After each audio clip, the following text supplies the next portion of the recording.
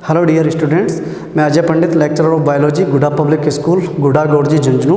Online classes में पुनः आपका एक बार स्वागत करता हूं। टुडे अपन बात कर रहे थे चैप्टर नंबर 22, नाम था मानव में पाचन। और ये चैप्टर आरबीएससी की दृष्टि से इम्पोर्टेंट है। 4 नंबर का क्वेश्चन इसमें से आता है। और क्वेश्चन के लिए हम बताते हैं कि इसमें से डायग्राम पूछा जाता है। आहार नाल की संरचना का चित्र बनाइए, जो कि हम पिछले वीडियो में आपको बता चुके थे।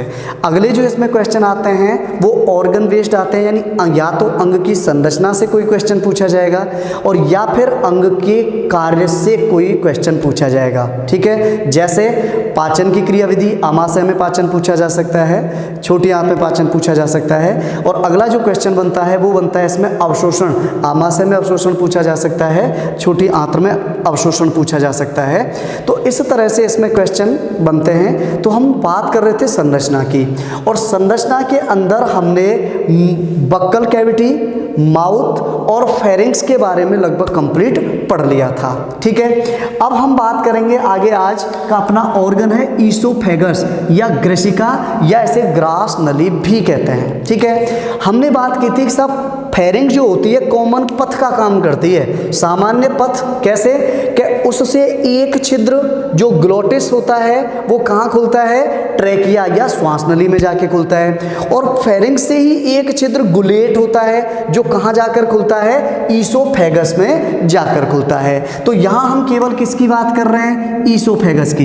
इसका मतलब ओरोफेरिंग्स या मुख ग्रसनी किसके माध्यम से, गुलेट, या इसको हम क्या बोल देते हैं, भोजन छिद्र बोल देते हैं। क्या कहते हैं इसे, भोजन छिद्र कहते हैं। और इस भोजन छिद्र के माध्यम से हमारी जो ओरोफेरिंग्स है वो किस में आके खुलती है, ईसोफेगस में आकर खुलती है।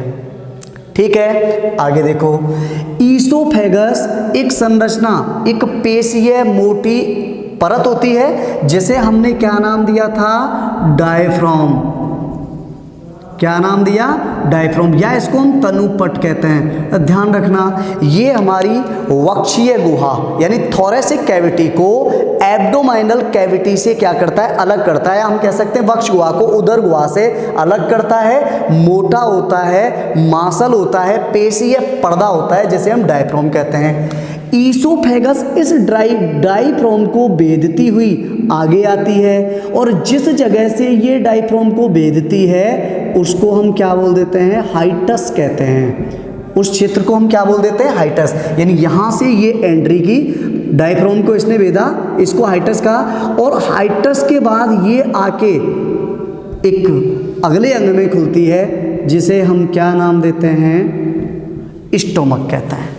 ठीक है, ग्रसिका की बात करते हैं। तो ग्रसिका बेटा एक 25 सेंटीमीटर लंबी नलिकानुमा संरचना होती है, एक बात। दूसरा, पाचन से संबंधित और अवशोषण से संबंधित कोई भी कार्य इसके अंदर नहीं होता। ये केवल एक पैसेज या एक पथ, रास्ते का काम करता है। और जो रास्ते का कैसे, जानी हमारे फेरिंग्स या मुख से भोजन है वो कहाँ तक पहुँचाना, स्टोमक तक पहुँचाना किसकी जिम्मेदारी होती है, ग्रसिका की जिम्मेदारी होती है। ठीक है, तो इसका मेनली कार्य यही होता है। दूसरी बात देखो कि ईसोफेगस है, इसमें विशेष मूवमेंट्स पाई जाती हैं, और उन मूवमेंट्स को हम क्या नाम देते हैं, पेरास्टाल्टिक मूवमेंट्स कह देते हैं, या क्रमांकुंचन गति कह देते हैं। क्या बोलते हैं इसको, पेरास्टाल्टिक मूवमेंट्स या क्रमांकुंचन गति। क्रमांकुंचन गति का मतलब क्या हुआ कि यहाँ से हमारी जो ये है ना, इसमें इस तरह से तरंगें पैदा होती हैं, और इन तरंगों के माध्यम से भोजन को क्या किया जाता है, आगे खिसकाया जाता है। रीजन देखो, हम बात कर रहे हैं कि भाई भोजन इसमें डायरेक्ट भी तो गिर सकता है, लेकिन भोजन डायरेक्ट गिर सकता है, कोई प्रॉब्लम नहीं है। लेकिन मान लो हम सोते हुए कोई चीज़ खा रहे हैं, या हमने कभी थोड़ा खाना खाया था और हम उल्टे लटक गए, ऐसी सिचुएशन में जब भोजन सीधा गिरता है तो क्या गिर सकता है, नहीं गिरेगा।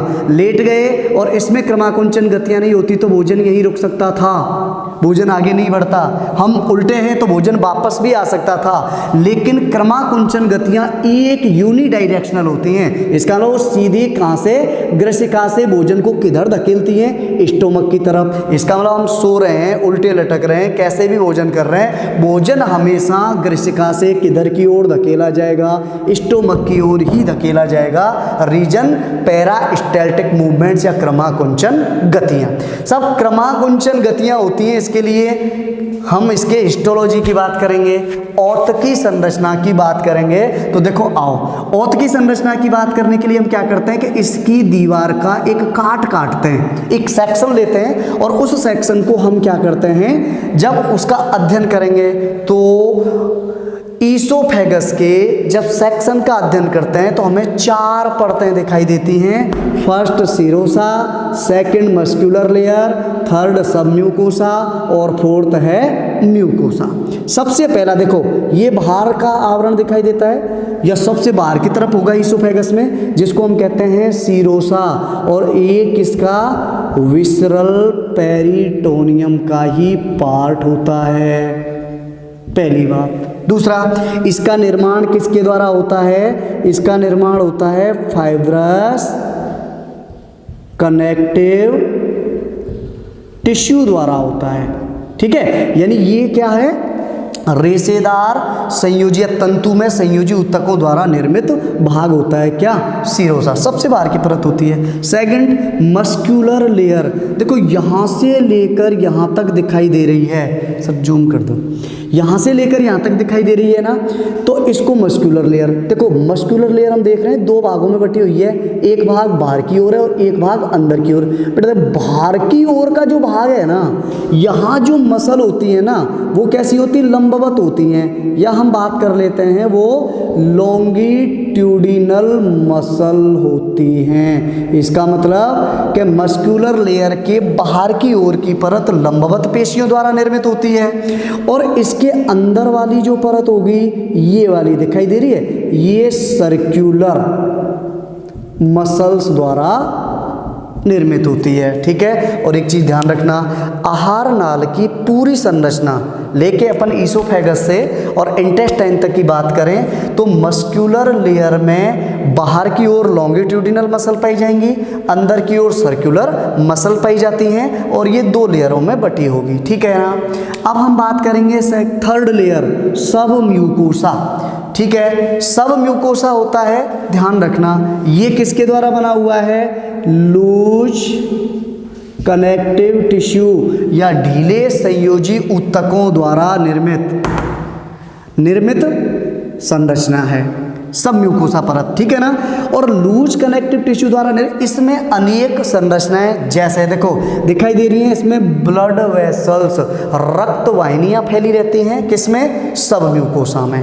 इसके अंदर लिम्फ वेसल्स, लसिका वाहिनियां फैली रहती हैं, किसमें, सब म्यूकोसा में। और इसके अलावा इसमें नर्व फाइबर भी फैले रहते हैं। ठीक है, तो देखो ब्लड सप्लाई करना है, लिम्फ की सप्लाई करना है, और जो संवेदनाएं होती हैं उनको एक स्थान से आगे पहुंचाने की जो जिम्मेदारी होती है वो सब म्यूकोसा लेयर की होती है, क्योंकि इसमें रुधिर वाहिनियां पाई जाती हैं, इसी में क्या है, लसिका वाहिनियां पाई जाती है, और इसी में नर्व फाइबर पाए जाते हैं।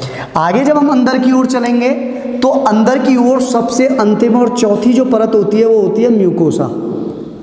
ठीक है, म्यूकोसा की अगर अपन डीपली बात करें तो 3 परतों की होती है। म्यूकोसा का बाहर वाला जो भाग होता है ये कहलाता है म्यूकोसा मस्कुलरिस, अंदर वाला होता है लेमिना प्रोप्रिया, और सबसे अंदर होता है, इसको अपन बोल देते हैं म्यूकोजल एपिथेलियम भाग कह देते हैं या इंटरनल भाग कह देते हैं। ठीक है, तो इस तरह से यहाँ से लेकर यहाँ तक ये बना है पूरा क्या है, म्यूकोसा है।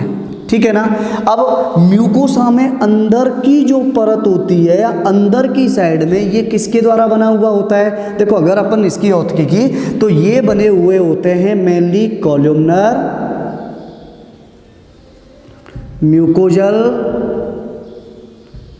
एपिथेलियम टिश्यू यानी स्तंभाकार। देखो ये जो सेल्स होती हैं वो कैसी होती हैं, स्तंभाकार होती हैं, किसकी, म्यूकोसा की। और ये स्तंभाकार म्यूकोजल एपिथेलियम सेल्स होती है और इनमें ध्यान रखना म्यूकस सीक्रेशन की विशेषता होती है और म्यूकस के स्राव द्वारा ये किसको, इसके इंटरनल भाग को क्या है, चिकना बनाए रखते हैं, जिससे कि भोजन है वो आसानी से क्या किया जा सके, आगे पहुंचाया जा सके। ठीक है ना।